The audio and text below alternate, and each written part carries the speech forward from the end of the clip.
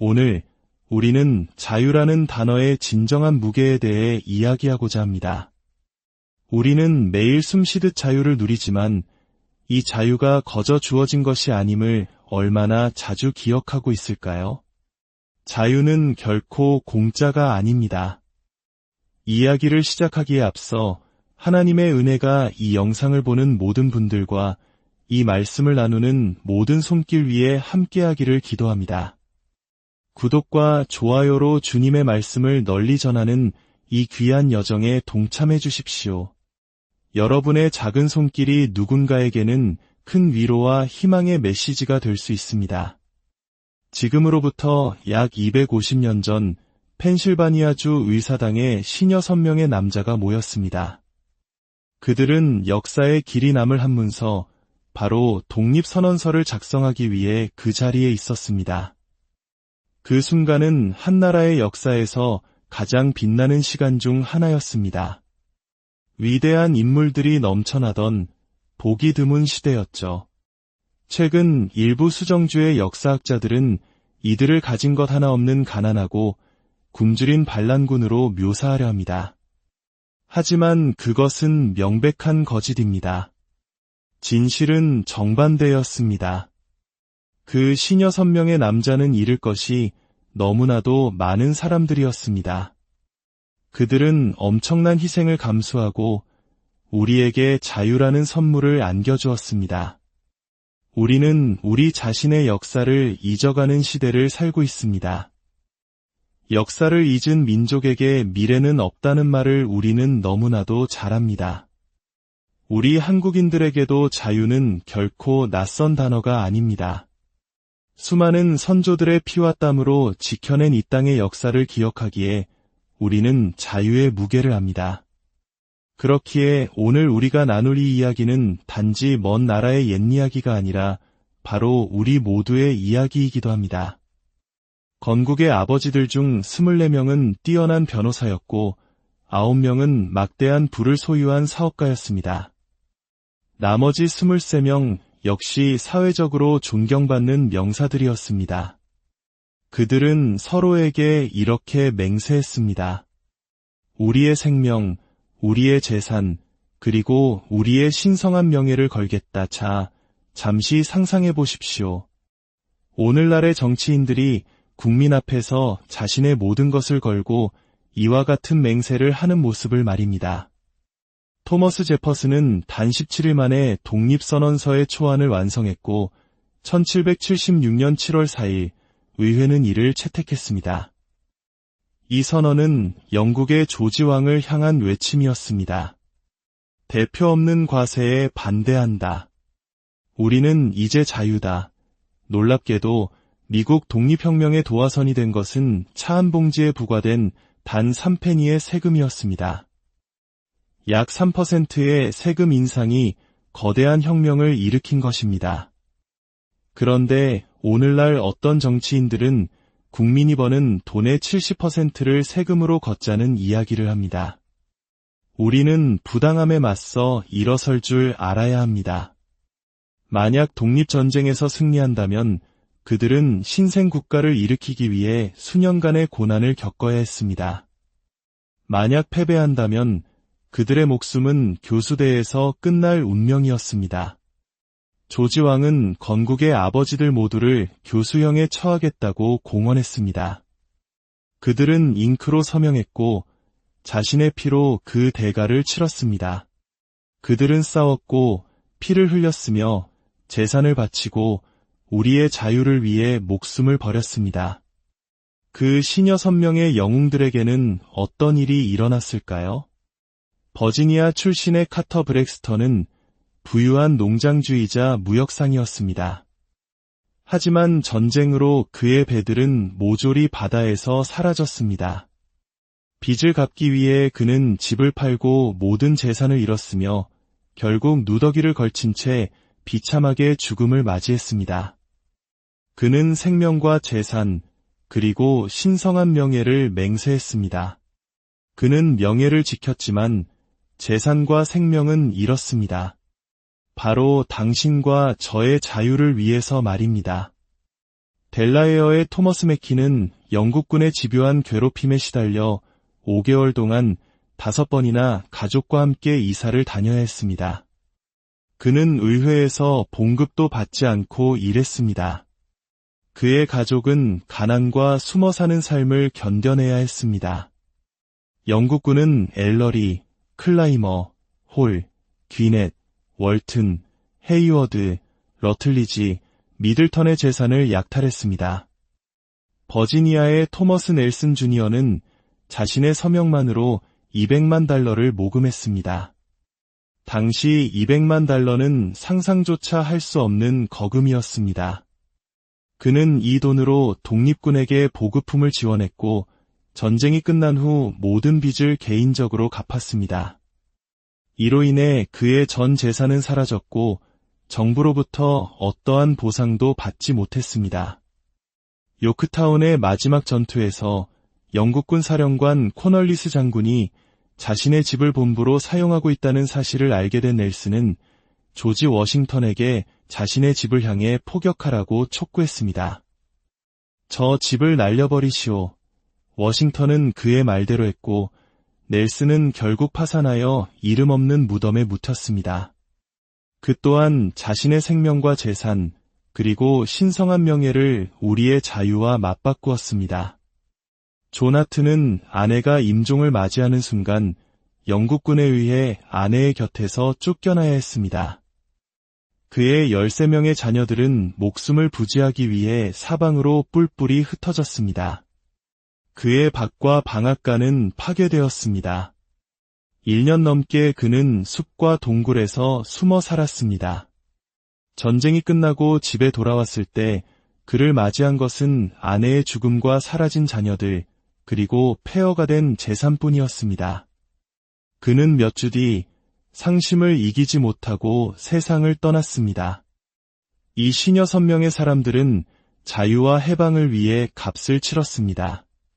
그들은 절망에 빠진 가난한 해적이 아니었습니다. 그들은 부와 안락한 삶을 누리던 사람들이었고 잃을 것이 너무나도 많았습니다. 그러나 그들은 기꺼이 모든 것을 포기했습니다. 우리의 자유를 위해서. 자유는 1776년 7월 4일에 태어났지만 그 대가는 건국의 아버지들의 피와 땀, 그리고 눈물로 치러졌습니다. 오늘 저는 역사의 메아리를 듣습니다. 눈 덮인 벨리포지 벌판에 서 있는 한 애국자의 모습이 보입니다. 피에 젖은 붕대로 머리를 감싼 그는 오늘날의 우리를 향해 외치고 있습니다. 나는 신발도 없이 눈밭에 서서 싸워 당신에게 투표할 권리를 주었건만 당신은 날씨가 굳다는 이유로 선거일에 집에 머물렀소. 나는 내 가족을 궁핍하게 만들면서까지 당신에게 언론의 자유를 주었건만 당신은 사업에 방해가 될까 두려워 침묵하고 있소. 나는 내 자녀들을 고아로 만들면서까지 당신을 섬기는 정부를 만들어 주었건만 당신의 무관심은 그 정부가 도리어 당신 자녀들의 주인이 되도록 내버려 두었소. 한 나라는 하나님과의 언약 속에서 태어났습니다. 성경은 말씀합니다. 터가 무너지면 의인이 무엇을 할꼬? 역사를 돌아보십시오. 페리클레스는 문화를 기반으로 문명을 세웠지만 실패했습니다. 카이사르는 힘을 기반으로 문명을 세웠지만 로마는 무너졌습니다. 히틀러는 인종적 순수성을 기반으로 문명을 세웠지만 실패했습니다. 감사하게도 말입니다. 그러나 우리의 믿음의 선조들은 플리머스 바위에 상륙했을 때 해안에 무릎을 꿇고 이 땅을 주신 하나님께 감사드렸습니다. 그들은 성경 위에 하나님을 향한 믿음 위에 나라를 세웠습니다. 대륙회의가 교착 상태에 빠졌을 때 벤자민 프랭클린은 의회 의원들에게 무릎을 꿇고 하나님의 인도를 구하자고 요청했습니다. 만약 오늘날 한 나라의 지도자가 의회에 들어가 하나님의 인도를 구하기 위해 함께 무릎 꿇고 기도하자고 한다면 어떤 일이 일어날까요? 역사가 에드워드 기번은 그의 걸작 로마 제국 쇠망사에서 로마 멸망의 원인을 다음과 같이 지적했습니다. 이 모습 속에서 오늘날 우리 사회의 그림자를 발견할 수 있는지 한번 생각해 보십시오. 첫째, 급격한 이혼율의 증가. 둘째, 가정의 신성함이 경시되고 아버지가 자녀를 버리는 일. 셋째, 공공자금이 낭비되는 가운데 계속해서 높아지는 세금. 넷째, 점점 더 자극적이고 잔인해지는 쾌락에 대한 광적인 집착. 다섯째, 국가는 내부적으로 썩어가는데도 전쟁을 위한 거대한 군비를 유지하는 것. 여섯째, 하나님에 대한 믿음이 단순한 형식으로 전락해버리는 신앙의 쇠퇴.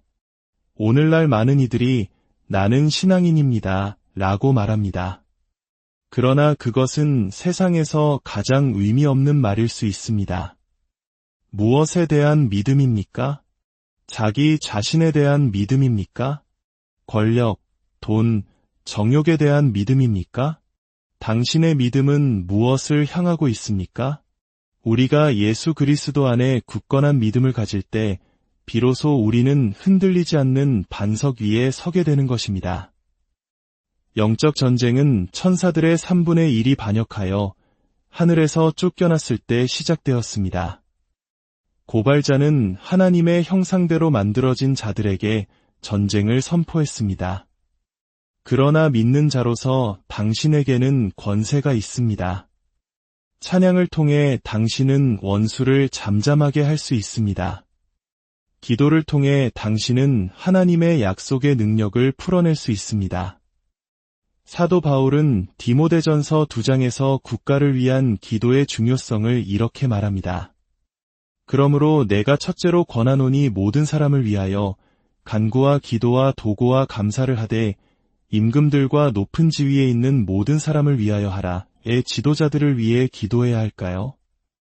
그들이 만드는 법이 당신과 당신 자녀들의 삶 모든 영역에 영향을 미치기 때문입니다.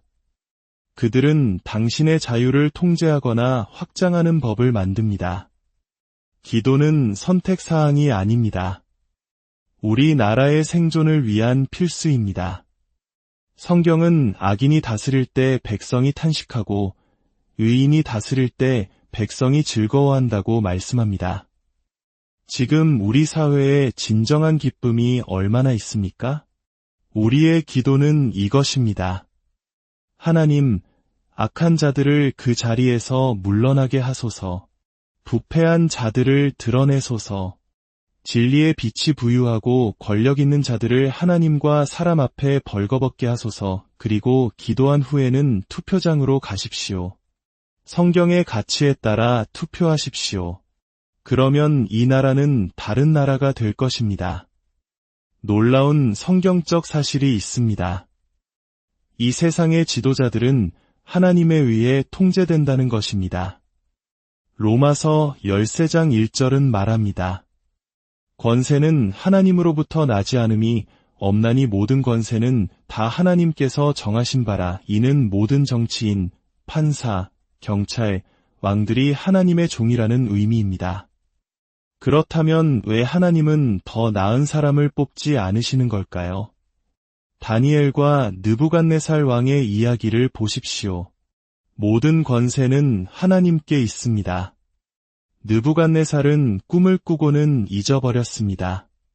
그는 자신의 마술사들에게 꿈의 내용과 해석을 모두 말하라고 명령하며 그러지 못하면 모두 죽이겠다고 협박했습니다.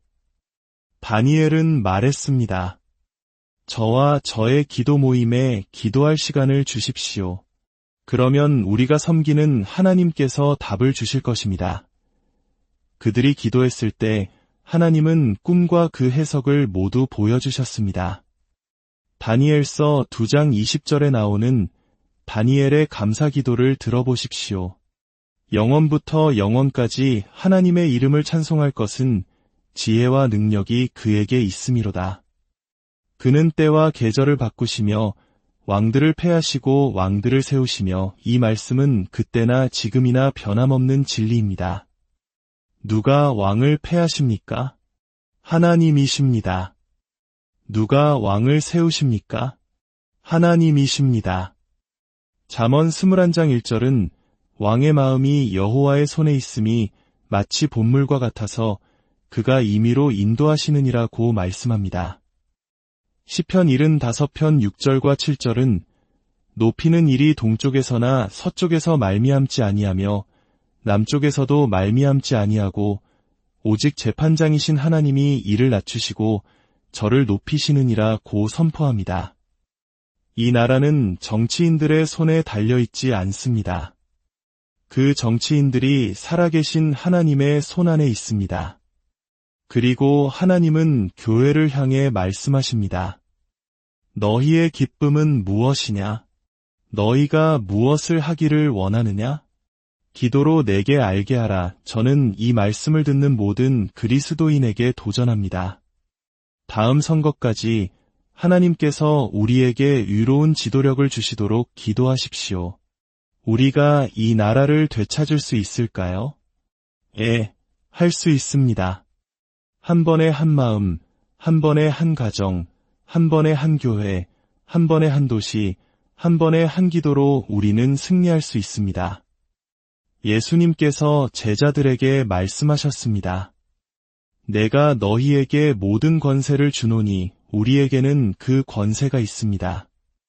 누가복음 10장에서 내가 너희에게 뱀과 전갈을 밟으며 원수의 모든 능력을 제어할 권능을 주었으니 라고 하셨습니다.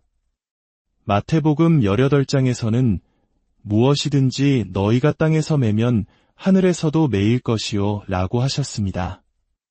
여러분이 땅에서 기도로 무언가를 행하기 전까지는 하나님은 하늘에서 아무것도 하지 않으실 것입니다. 주도권은 하나님이 아닌 우리에게 있습니다. 땅에서의 당신의 기도가 하늘에서 하나님이 하실 수 있는 일을 결정합니다. 구하면 받을 것이요, 찾으면 찾아낼 것입니다. 우리는 주님의 이름의 권세, 보혈의 능력, 말씀의 능력을 가지고 있습니다. 하나님의 영광과 우리나라의 미래를 위해 그것을 사용합시다. 왜 기도해야 할까요? 하나님은 그의 자녀들의 부르짖음을 들으시기 때문입니다. 만약 이것이 사실이 아니라면 이 모든 것은 거짓입니다. 우리의 기도가 하나님을 움직이지 못한다면 성경의 모든 페이지를 찢어버려도 좋습니다. 예레미야 33장은 말씀합니다. 너는 내게 부르짖으라. 내가 내게 응답하겠고 내가 알지 못하는 크고 은밀한 일을 내게 보이리라. 역대하 7장 14절은 약속합니다. 내 이름으로 일컫는 내 백성이 그들의 악한 길에서 떠나 스스로 낮추고 기도하여 내 얼굴을 찾으면 내가 하늘에서 듣고 그들의 죄를 사하고 그들의 땅을 고칠지라. 내 백성이란 바로 당신, 이 말씀을 듣고 있는 바로 여러분입니다. 예수 그리스도와 성경의 진리에 헌신한 사람들입니다. 느헤미야를 보십시오. 단 한 사람이 드린 하나의 기도가 역사의 흐름을 바꾸었습니다. 그는 예루살렘의 파괴 소식을 듣고 정부 보조금을 신청하지 않았습니다. 그는 하나님 앞에 엎드렸습니다. 그는 하늘과 땅의 모든 권세를 가지신 유일한 분 앞에서 울며 예루살렘을 위해 부르짖었습니다. 이교도였던 왕은 그의 마음이 움직여 느헤미야에게 예루살렘 성벽을 재건하는 데 필요한 돈과 목재, 시간과 사람을 모두 주었습니다. 한 사람의 기도가 왕의 마음을 본물처럼 움직였습니다. 히스기야 왕의 이야기를 기억하십시오. 18만 5천 명의 강력한 아수르 군대가 예루살렘을 포위했습니다. 그들은 내일이면 성문을 부수고 남자들을 학살하고 여자들을 겁탈하고 아기들을 칼끝에 던질 것이었습니다. 아수르 장군은 이스라엘의 하나님을 조롱하는 편지를 보냈습니다. 히스기야는 그 편지를 하나님 앞에 펼쳐놓고 기도했습니다. 하나님께서 응답하셨습니다. 내가 이 성을 보호하리라. 그날 밤 한 사람의 기도 능력이 전장에서 폭발했습니다. 주님의 천사가 아수르 진영을 지나가며 그들을 쳤습니다. 다음 날 아침 해가 떴을 때 18만 5천 명의 아수르 군인들이 땅에 죽어 널려 있었습니다. 왜입니까? 한 사람이 하나의 기도를 드렸기 때문에 하나님께서 하룻밤 사이에 지상에서 가장 강력한 군대를 멸망시키셨습니다. 이것이 바로 기도의 힘입니다. 당신에게도 그런 힘이 있습니다. 그 힘을 사용하십시오. 하나님은 그의 교회가 이 모닝콜에 응답하기를 기다리고 계십니다. 우리가 기도와 금식으로 악에 맞서기를 기다리고 계십니다. 그분은 우리에게 당신과 얼굴을 마주하고 대화할 수 있는 놀라운 기회를 주셨습니다. 휘장은 위에서 아래로 찢어졌습니다. 우리에게는 이 나라를 다시 위대하게 하나님께로 돌이킬 힘이 있습니다. 자비로우신 하늘의 아버지, 하늘과 땅의 창조주, 별들의 이름을 부르시고 일곱 바다를 손바닥에 쥐고 계신 하나님. 오늘 우리는 이 나라를 위해 주님께 부르짖습니다. 이 나라의 의로운 기초가 공격받고 있습니다. 주님의 말씀은 선포합니다. 내가 너희에게 원수의 모든 능력을 제어할 권능을 주었노라. 너를 치려고 제조된 모든 연장이 쓸모가 없을 것이라. 우리의 싸우는 무기는 육신에 속한 것이 아니요 오직 어떤 견고한 진도 무너뜨리는 하나님의 능력이라. 하나님은 우리의 피난처시요 힘이시니 환난 중에 만날 큰 도움이시라. 주님은 당신을 부르는 모든 자에게 가까이 계십니다. 우리 주 예수 그리스도를 통해 우리에게 승리를 주시는 하나님께 감사드립니다. 하나님이여, 일어나사 주의 원수들을 흩으소서. 예수님의 이름으로 기도합니다. 아멘. 이제 주님께서 당신에게 복을 주시고 당신을 지키시기를 원하며 주님께서 그의 얼굴을 당신에게 비추사 은혜 베푸시기를 원하며 주님께서 그 얼굴을 당신에게로 향하여 드사 평강 주시기를 원합니다. 하나님의 신성한 확신이 당신과 함께하며 불가능의 장벽이 당신의 미래에서 제거될 것을 믿으십시오. 당신이 구하거나 생각하는 모든 것보다 더욱 풍성하게 응답하실 하나님을 향한 믿음을 가지십시오. 이전에 불가능하다고 여겼던 것을 위해 하나님을 믿으십시오.